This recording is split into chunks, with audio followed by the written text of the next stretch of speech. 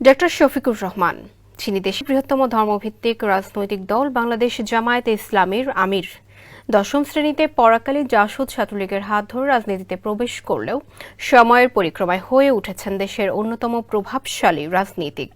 মিষ্টভাষী শফিকুর রহমানের অমায়িক ব্যবহার, স্পষ্ট বক্তব্য, নেতৃত্বে দক্ষতা, সর্বোপরি সামাজিক ও কল্যাণমূলক কর্মকাণ্ডে মুগ্ধ হচ্ছেন দেশের বিভিন্ন শ্রেণী পেশার মানুষ। গত ৫ আগস্ট নতুন করে আলোচনায় এসেছেন তিনি। সামাজিক যোগাযোগ মাধ্যম থেকে শুরু করে সর্বত্রই আলোচিত হচ্ছে ডক্টর শফিকুর রহমানের নাম। কালবেলার প্রতিবেদনে উঠে এসেছে ৬৫ বছর বয়সী এই রাজনীতিকের জাসদ ছাত্রলীগ থেকে দেশের বৃহৎ ধর্মভিত্তিক রাজনৈতিক দলের কাণ্ডারি হয়ে ওঠার গল্প। বিস্তারিত জানাচ্ছেন অন্তু মোজাহিদ।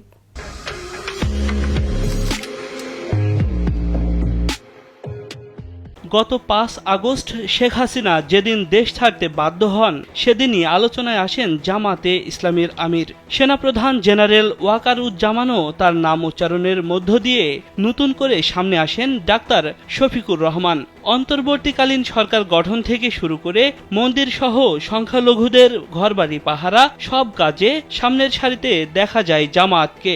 বৈষম্য বিরোধী ছাত্র আন্দোলনের সময় শহীদ পরিবারের সঙ্গে সাক্ষাৎ করে অর্থ সহযোগিতা এবং সবশেষ বানভাসী মানুষের পাশে দাঁড়িয়ে জামাত আমিরের বক্তব্য মন জয় করেছে নেটিজেনদের, যেখানে তিনি বলেন, আমরা আপনাদের বাসায় মেহমান হয়ে এসেছি।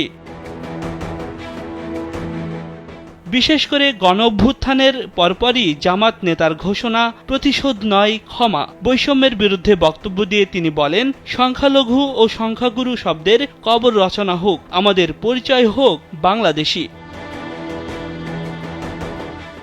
১৯৫৮ সালের ৩১ অক্টোবর মৌলভীবাজারের কুলাউড়ায় সম্ভ্রান্ত পরিবারে জন্মগ্রহণ করেন শফিকুর রহমান। মোহাম্মদ আবরু মিয়া ও খতিবুন্নেছা দম্পতির ৫ সন্তানের মধ্যে তৃতীয় তিনি। তারা ৩ ভাই ও ১ বোন। ১৯৭৩ সালে স্থানীয় বরমচাল উচ্চ বিদ্যালয়ে দশম শ্রেণীতে পড়ার সময়ই রাজনীতিতে হাতেখড়ি হয় শফিকুর রহমানের।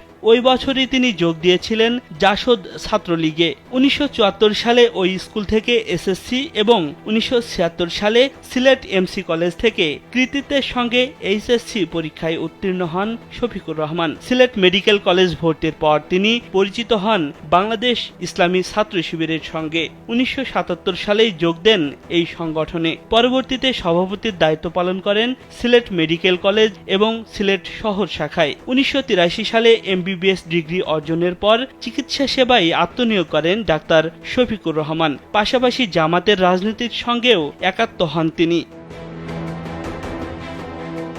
১৯৭৪ সালে জামাতে ইসলামীতে যোগদানের মাধ্যমে বৃহত্তর রাজনীতিতে পদার্পণ করেন ডাক্তার শফিকুর রহমান। দায়িত্ব পালন করেন সিলেট শহর এবং জেলা ও মহানগরীর আমির হিসেবে। ২০১৬ থেকে ২০১৯ সাল পর্যন্ত জামাত ইসলামীর সেক্রেটারি জেনারেল নিযুক্ত ছিলেন ডাক্তার শফিকুর রহমান। ২০১৯ সালের ১২ নভেম্বর দলের রুকুন সম্মেলনে প্রত্যক্ষ ভোটে আমির নির্বাচিত হন তিনি। একই বছর ৫ ডিসেম্বর পরবর্তী ২ বছর মেয়াদে আমিরে জামাত নিযুক্ত হন ডাক্তার শফিকুর রহমান।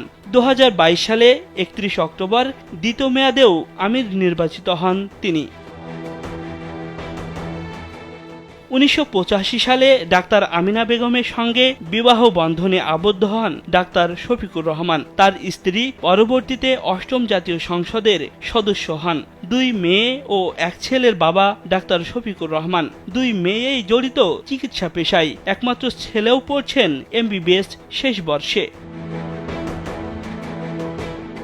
আমিরে জামাত ডাক্তার শফিকুর রহমান কেবল রাজনীতিকই নন, তিনি একজন সমাজসেবক, সংগঠক, এমনকি সফল উদ্যোক্তাও। সিলেটেই একটি বেসরকারি মেডিকেল কলেজ হাসপাতালের প্রতিষ্ঠাতা চেয়ারম্যান তিনি। আন্তর্জাতিক বিভিন্ন সভা সেমিনারে যোগ দিতে বিভিন্ন দেশ ভ্রমণ করেছেন জামায়াতের আমির ডাক্তার শফিকুর রহমান। অন্তু মুজাহিদ, কালবেলা ডেস্ক।